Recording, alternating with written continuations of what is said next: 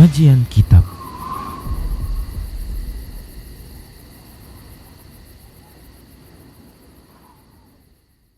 Bismillah, assalamualaikum warahmatullahi wabarakatuh. Innal hamdalillah nahmaduhu wa nasta'inuhu wa nastaghfiruh. Wa na'udzu billahi min shururi anfusina wa min sayyiati a'malina. May yahdihillahu fala mudilla lahu wa may yudlilhu fala hadiya lahu. Wa asyhadu an la ilaha illallah wahdahu la syarika lahu. Wa ashhadu anna Muhammadan abduhu wa rasuluhu sallallahu alaihi wasallam. Qala Allah tabaraka wa ta'ala, ya ayyuhalladzina amanu taqullaha haqqa tuqatih wa la tamutunna illa wa antum muslimun. Ya ayyuhan nasu taqu rabbakumul ladzi khalaqakum min nafsin wahidah wa khalaqa minha zawjaha وبث منهما رجالا كثيرا ونساء واتقوا الله الذي تساءلون به والأرحام إن الله كان عليكم رقيبا يا أيها الذين آمنوا اتقوا الله وقولوا قولا سديدا يصلح لكم أعمالكم ويغفر لكم ذنوبكم ومن يطع الله ورسوله فقد فاز فوزا عظيما أما بعد فإن أصدق الحديث كتاب الله وخير الهدى هدى رسول الله صلى الله عليه وسلم وشر الأمور محدثاتها وكل محدثة بدعة وكل بدعة ضلالة وكل ضلالة في النار. Para pemirsa Rosyad TV dan para pendengar Radio Medan Mengaji serta para pemirsa media sunnah yang turut serta menyiarkan kajian ini, alhamdulillah, segala puji hanya untuk Allah. Salawat dan salam tak lupa kita ucapkan untuk Rasulullah. Kita lanjutkan bahasan kitab Minhajul Muslim di bab keempat dan masih bahas tentang ibadah zakat. Kita masuki bahasan terkait dengan jenis-jenis harta yang wajib dizakati yang disepakati oleh para ulama, ya, adalah emas dan perak. Yang ini disebut dengan an-naqdain, ya, zakatun naqdain, zakat emas dan perak. Kemudian, ya, berikutnya adalah al-ibilu wal baqar wal ghanam, yaitu unta, sapi dan kambing. Ini juga disepakati oleh para ulama yang disebut dengan zakatul masyiyah atau mawashi, yaitu zakat hewan-hewan ternak yang digembalakan. Kemudian berikutnya adalah, ya, al-hintatu wasyair wa tamru waz-zabib, yaitu gandum merah, gandum biasa, kurma dan kismis, ya, disebut dengan zakatuz zuru' was-simar, yaitu zakat pertanian dan buah-buahan. Demikian. Baik, ini yang disepakati oleh para ulama. Nah, berikutnya kita akan bahas satu persatu, ya, yaitu zakatuz zahabi wal fiddah, zakat emas dan perak yang disebut juga oleh para ulama dengan zakatun naqdain, ya. Oleh karena mereka mengatakan an-naqdani wa huma adz-dzahabu wal fiddatu. Ya, naqdan yaitu dua alat tukar itu adalah emas dan perak. Kenapa disebut dengan alat tukar atau harta yang menjadi alat pembayaran, ya? Karena memang di zaman Rasulullah dahulu pembayaran itu bisa berupa emas yang disebut dengan dinar, bisa juga, ya, dengan perak yang disebut dengan dirham. Demikian. Ya, dia bentuknya logam-logam begitu, ya, untuk alat pembayaran. Baik para hamba Allah rahimani wa rahmakumullah. Dan nanti akan kita bahas, ya, apa saja yang dia berposisi seperti emas dan perak, ya. Seperti contohnya adalah zakat perhiasan, ya, dari emas dan perak.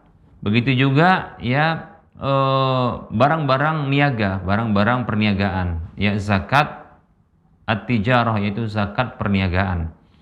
Begitu juga, ya, barang-barang yang lainnya, ya, seperti contohnya adalah, ya, wa ma yaqumu maqamahuma minal awraqil maliyati, yaitu apa saja yang menempati posisi alat tukar di zaman ini, ya, berupa, ya, harta-harta yang dia dalam bentuk kertas, ya, seperti mungkin, ya, surat-surat berharga, demikian. Nah, begitu, ya. Atau seperti kita yang pahami adalah, yaitu mata uang. Walaupun mata uang ini ya ada yang dalam bentuk logam, tapi mayoritasnya adalah dalam bentuk kertas. Ya. Baik, dalilnya adalah Allah berfirman di dalam surah At-Taubah ayat 34, A'udzu billahi minasyaitonir rajim, walladzina yaknizuna adh-dhahaba wal fiddata wa la yunfiqunaha fi sabilillahi fabashshirhum bi'adzabin alim.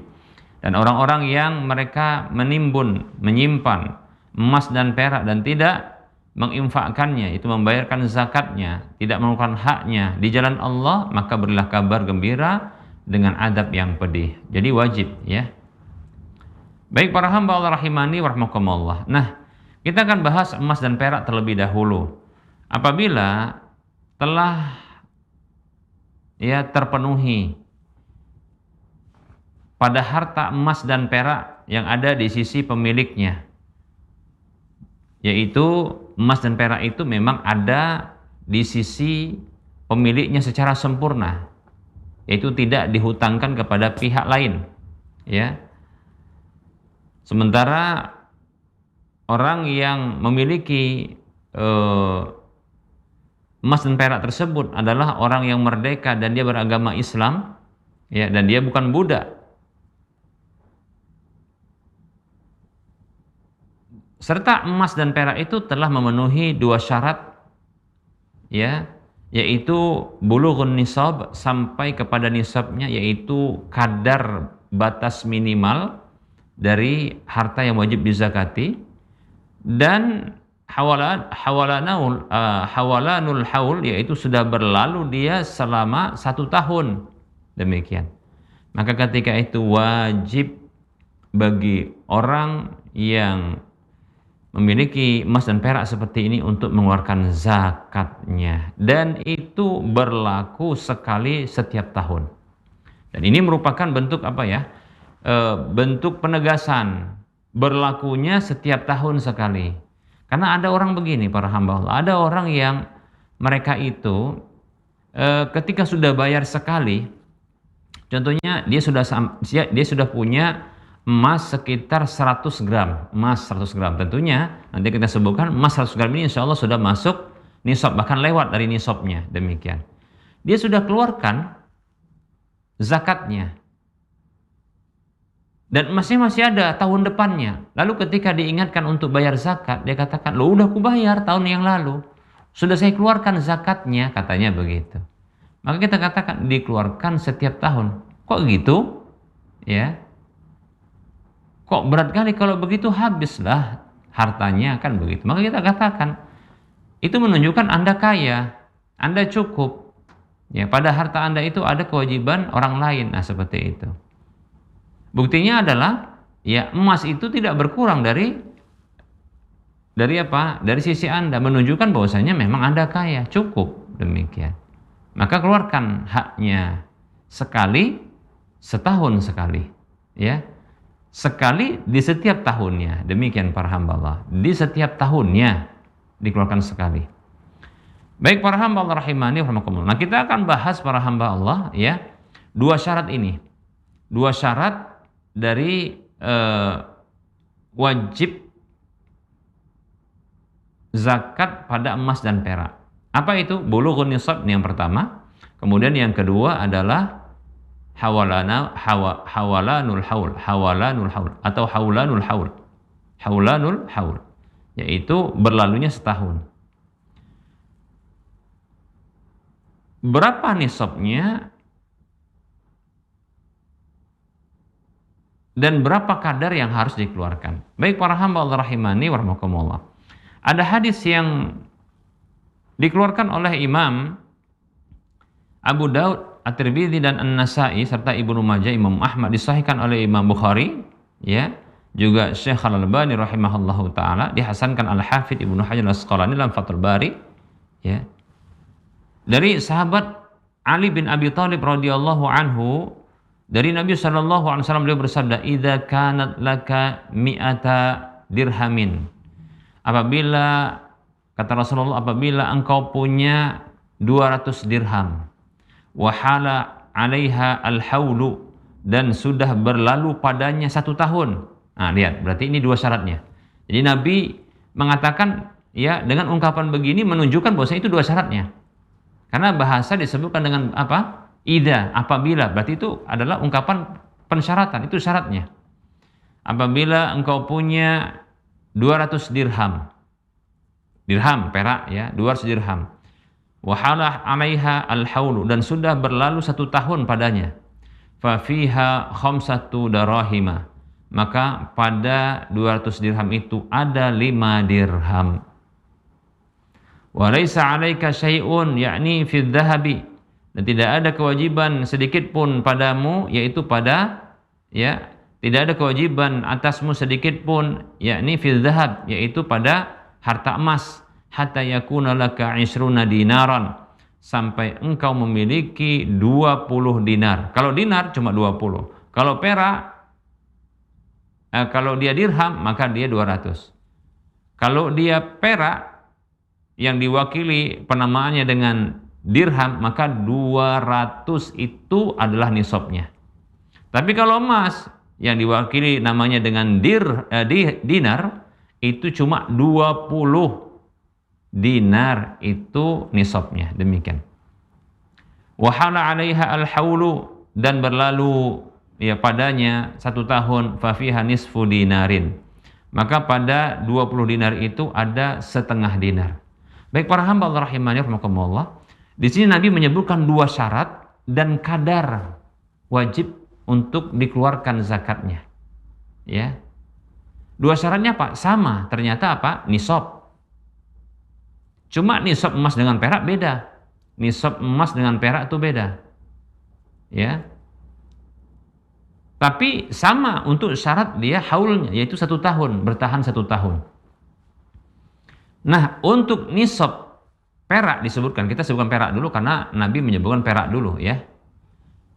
Itu adalah 200 dirham. Yaitu perak, dirham itu perak ya. 200 dirham.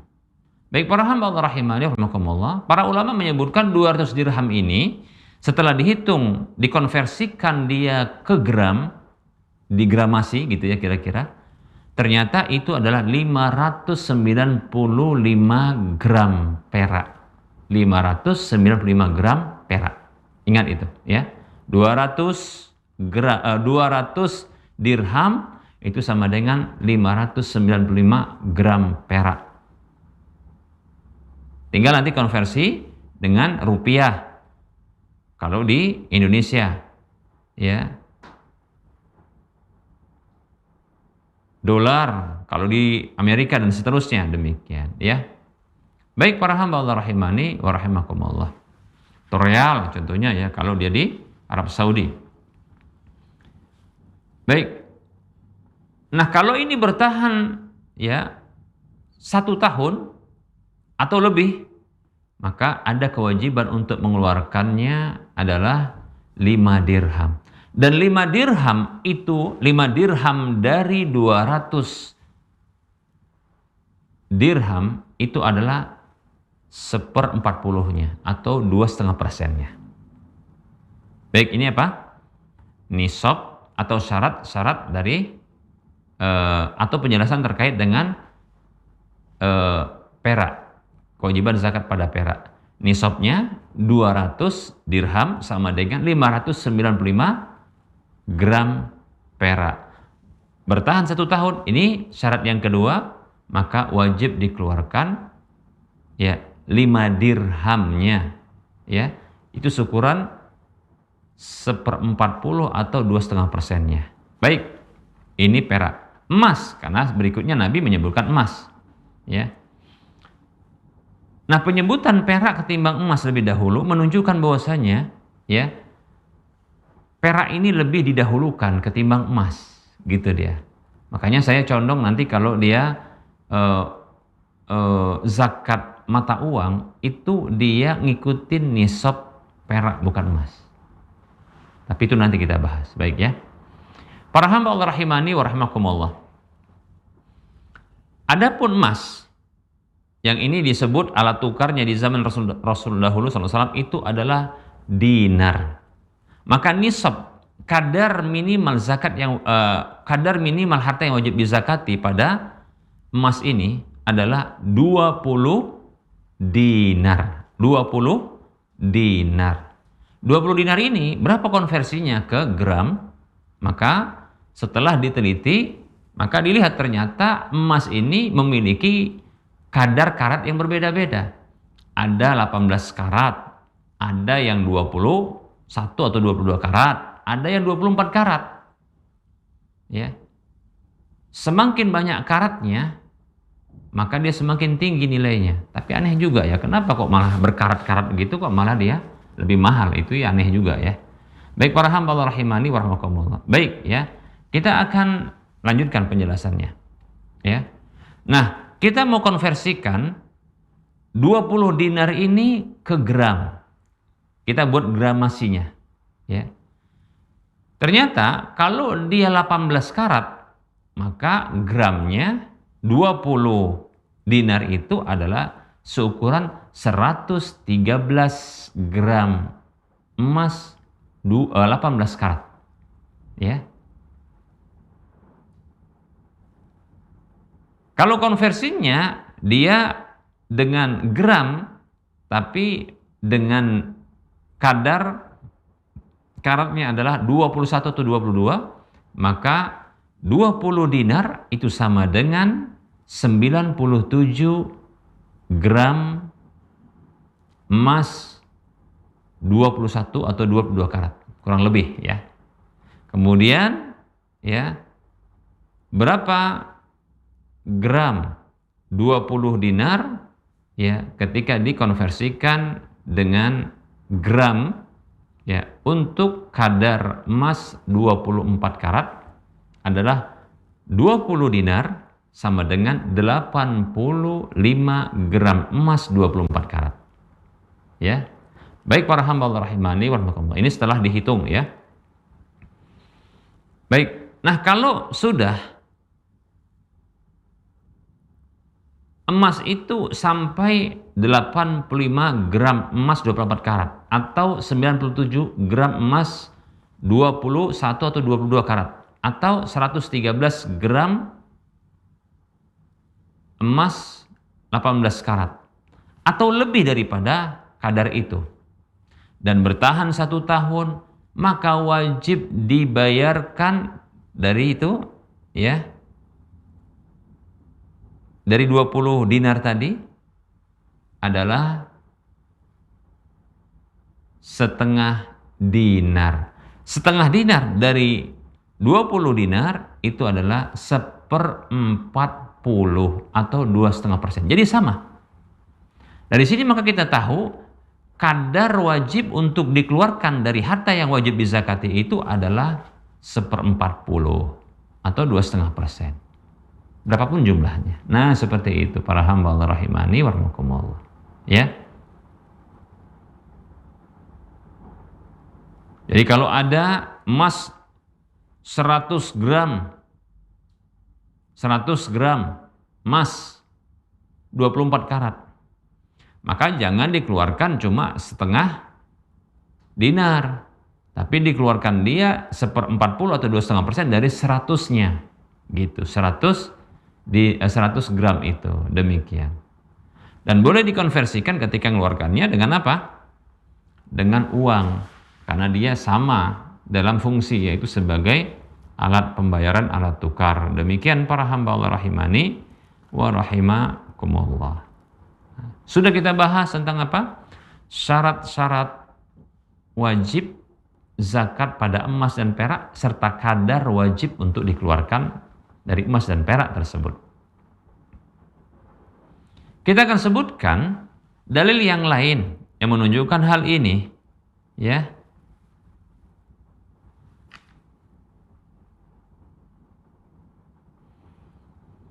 Yaitu hadis yang dikeluarkan oleh Imam Al-Bukhari dan Imam Muslim. Nabi SAW bersabda, "Laisa fima duna khamsi awaqin, laisa fima duna khamsi awaqin minal wariqi sadaqatun." Tidak ada pada kadar apa yang kurang dari 5 awaq, 5 uqiyah maksudnya ya. dari perak zakatnya. Tidak ada zakat, ya, tidak ada zakat, ya, pada perak, ya, dari perak itu kurang dari 5 uqiyah. Demikian. Berapa 5 uqiyah itu? Berapa 5 uqiyah? Ya.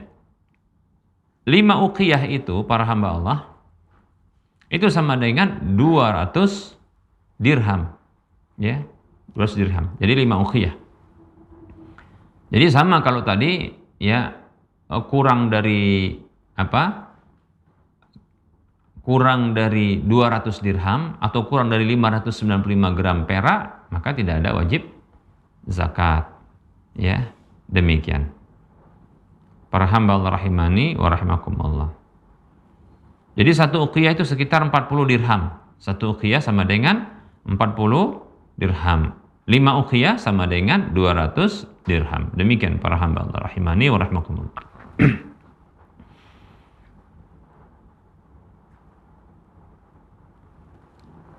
Baik, ya. Jadi kalau contoh tadi sudah kita sebutkan, kalau ada seseorang punya emas dia 100 dirham, 100 gram, emas 24 karat, berarti sudah wajib zakat, bahkan lewat dari nisabnya. Bertahan 1 tahun, berarti dikeluarkan dia 1/40-nya atau 2,5%-nya. Berarti dikeluarkan adalah 2,5 gram. Keluarkan 2,5 gram.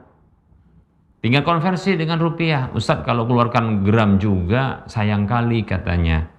Ya, udahlah dikonversikan pakai uang dengan nilai gram di saat itu, berapa gram, ya, berapa rupiah untuk 1 gramnya, maka tinggal kalikan 2,5-nya.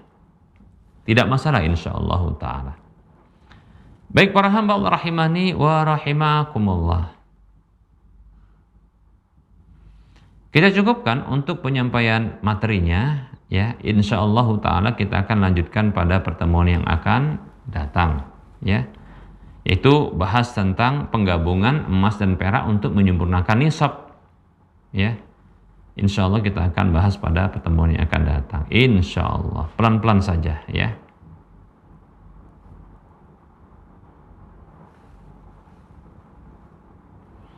Baik para hamba Allah rahimani wa rahimakumullah. Ada pertanyaan.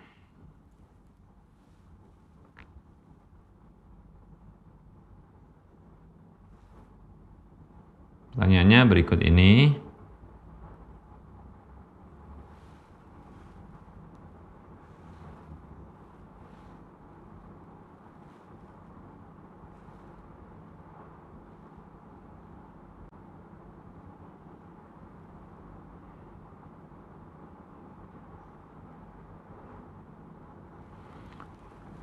Assalamualaikum, saya mau bertanya, jadi gini, saya punya cewek maksudnya punya pacar perempuan kali ya, dan cewekku ini melahirkan anak orang lain, dan orang lain itu mau bertanggung jawab atas itu, tapi di satu sisi keduanya nggak punya perasaan apa-apa, kok bisa hamil? Ini kan aneh juga ini, ya. Dan belum siap dari segi mental dan keuangan, sedangkan saya masih sayang ke cewekku ini, ke pacar perempuannya. Na'udzubillah min dzalik ini, ya. Nah, cewekku ini melahirkan sore di rumah sakit dan gak ada sama sekali yang nemenin. Jadi pulang kerja jam 9 malam, aku langsung ke rumah sakit sampai nunggu keluarga dan calon ayahnya datang. Terus besoknya omnya dan calon bapak si bayi itu datang dan gak bawa apa-apa. Cuma bawa nama aja. Jadi biaya rumah sakit dan lain-lain saya yang nanggung. Dan dari sisi mental dan keuangan keduanya kan belum siap. Terus ada ibu kos yang mau mengadopsi anak tersebut. Jadi kira-kira yang bayi itu diadopsikan ke orang ataukah dirawat sendiri, Ustaz? Dan apakah cewekku harus nikah sama cowok yang sudah berzina sama dia, sedangkan aku masih mau nerima masa lalunya, tapi keluargaku masih belum bisa nerima cewekku itu.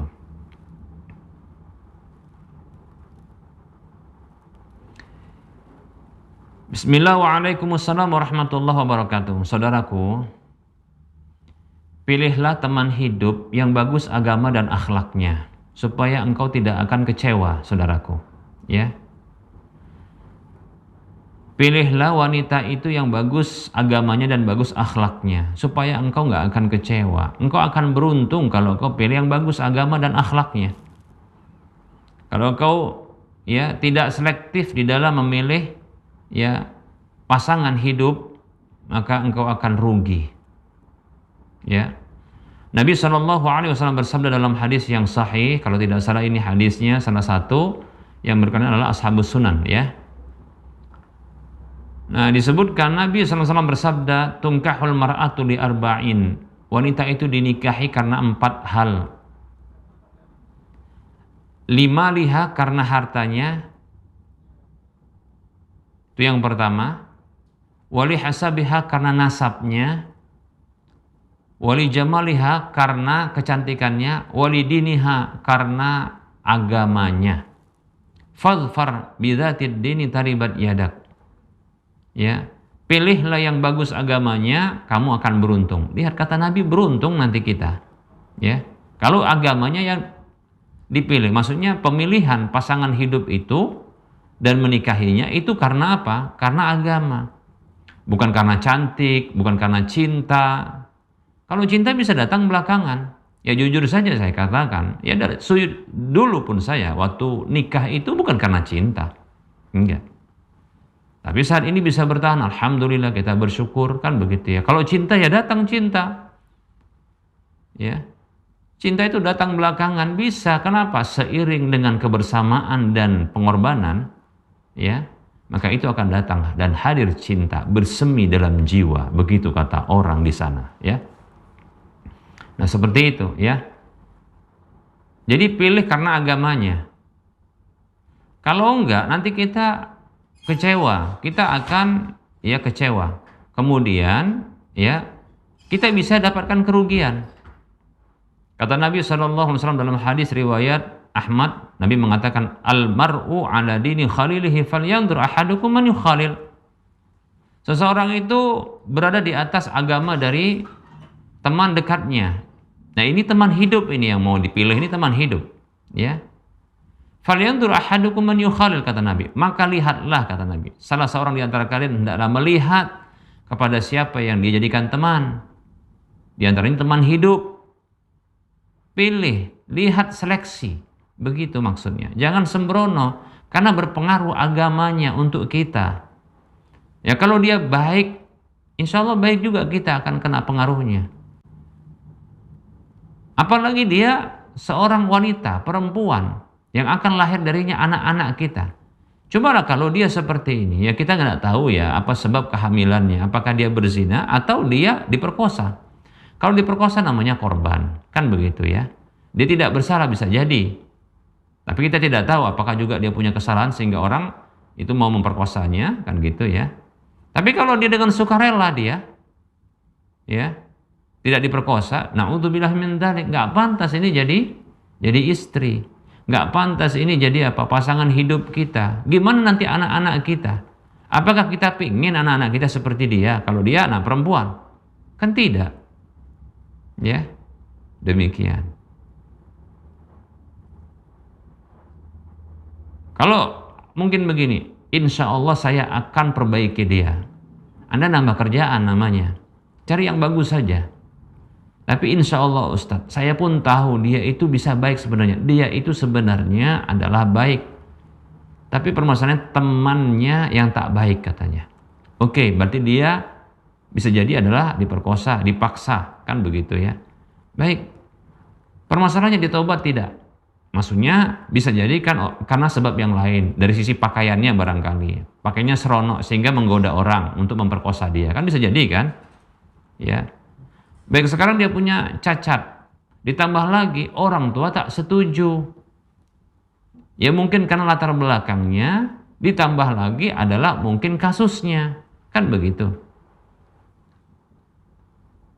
Maka carilah pasangan yang baik agamanya, baik akhlaknya. Insya Allah kita akan beruntung, demikian. Ya. Kalau masalah cinta, cinta ini bisa bisa berkembang dia, bisa dia berbilang dia, berkembang berbilang. Berkembang maksudnya bisa besar dari sebelumnya. Bisa berbilang, bisa dia ya memecah menjadi jumlah yang banyak dengan nilai yang sama bisa. Makanya ya laki-laki itu bisa menikahi 2, 3, dan 4. Artinya dia sebagaimana bisa mencinta istri pertamanya, dia bisa mencinta istri kedua, ketiga, dan keempatnya. Begitu maksudnya. Jadi maksudnya jangan milih itu yang satu seolah-olah dia saja gitu. Enggak. Pilih yang bagus agamanya. Pun kalau seandainya Ustadz saya kayaknya nggak sanggup kecuali satu saja, ya sudah pilih yang terbagus. Begitu. Jangan yang berkasus, tapi yang terbagus. Gitu loh. Demikian ya. Maka wallahu taala alam ya. Ya semoga Allah Subhanahu wa taala ya memberikan ya pasangan hidup kepada kita, pasangan hidup yang solehah. Amin ya rabbal alamin. Dan semoga rumah tangga kita dijadikan rumah tangga yang sakinah, mawaddah, warahmah. Ya wallahu taala alam. Ada pertanyaan, Assalamualaikum Ustadz, bagaimana caranya memaafkan kakak ipar yang selalu memfitnah suami dan saya? Padahal kalau dia susah kami selalu bantu walaupun tak pernah memberi uang yang banyak. Tapi kepada seluruh keluarga lain kami difitnah dan diadu domba. Rumah kami bersebelahan, saya berat sekali untuk menegurnya sebab sudah berkali-kali ya sekali sudah saling memaafkan tapi terjadi lagi fitnahnya. Terjadi lagi dia menyakiti hati. Dan sekali ini saya sudah tak tahan. Saya tak bisa lagi menahan amarah dan kecewa saya. Bolehkah saya menghindarinya? Tolong nasihatnya Ustadz. Ya. Bismillah, waalaikumsalam warahmatullahi wabarakatuh. Nabi SAW menyebutkan orang beriman yang terbaik itu. Apa itu? Nabi bersabda SAW, Al-mu'minu alladhi yukhalitun nasa wa yasbiru ala adahum khairun afdal ya minal mu'minil ladzi la yukhalitun nas wa la yasbiru ala adahum. Orang mukmin yang berinteraksi dengan orang-orang dan dia bersabar terhadap gangguan mereka itu lebih baik daripada orang mukmin, lebih afdal, lebih baik daripada orang mukmin yang tak sabar, yang tak mau berinteraksi dengan orang-orang dan tidak sabar terhadap gangguan mereka, menyingkir gitu. Nah, seperti ini motivasi. Artinya sabar dan maafkan. Pemaaf itu, kata Allah Subhanahu wa taala, itu merupakan ciri dari orang bertakwa. Ya, u'iddat lil muttaqin wasari'u ila maghfiratin min rabbikum wa jannatun 'arduha as-samawati wal ard. U'iddat lil muttaqin. Bersegeralah menuju ampunan dari Rabb kalian dan surga yang seluas langit dan bumi itu dipersiapkan untuk orang-orang yang bertakwa. Alladzina yunfiquna fis sarra'i wad dharra wal kadhibinal ghaidha wal 'afina 'anil nas wallahu yuhibbul muhsinin. Itu orang-orang yang berinfak di kala susah dan senang, sempit dan lapang, memaafkan kesalahan manusia, menahan amarah dan memaafkan kesalahan manusia. Allah mencintai orang-orang yang berbuat baik. Nah, ini dia ciri orang bertakwa yang dapat ampunan dan surga yang seluas langit dan bumi. Maafkan. Dan Nabi mengatakan terkait dengan maaf ini, ma zadallahu 'abdan bi'afin illa 'izza, hadis Muslim. Ya, tidaklah Allah menambahkan kepada seorang hamba dengan sikap pemaafnya kecuali kemuliaan. Maafkan, demikian. Ustadz, masalahnya sudah sampai puncaknya ini. Ya kalau begitu silahkan untuk menghindari. Tapi bukan untuk memutus tali silaturahmi atau silaturahim, bukan. Bukan untuk memutus tali silaturahim, tapi untuk menghindari gangguannya, kejelekannya, keburukannya. Tidak mengapa insya Allah. Tapi ingat, bukan karena memutus tali silaturahim, tapi apa? Untuk menghindari keburukannya. Boleh insya Allah ta'ala. Wallahu ta'ala alam. Baik para hamba Allah rahimani wa rahimakumullah, kita cukupkan untuk penyampaian materi dan menjawab pertanyaan yang sudah masuk. Karena sudah masuk waktu sholat duhur untuk wilayah Medan dan sekitarnya, kita cukupkan penyampaian materi dan menjawab soal yang sudah masuk ini. Tentunya dalam penyampaian ini banyak kekurangan kesalahan, kepada Allah saya mohon ampun dan kepada para pemirsa sekalian saya mohon maaf. Sebelum kita mengakhiri perjumpaan seperti biasa, kita berikan motivasi untuk berdonasi membangun Masjid Al-Muwahhidin yang saat ini dalam proses pembangunan dan sudah beroperasi, digunakan, dimanfaatkan untuk sholat lima waktu dan kajian-kajian ilmiah.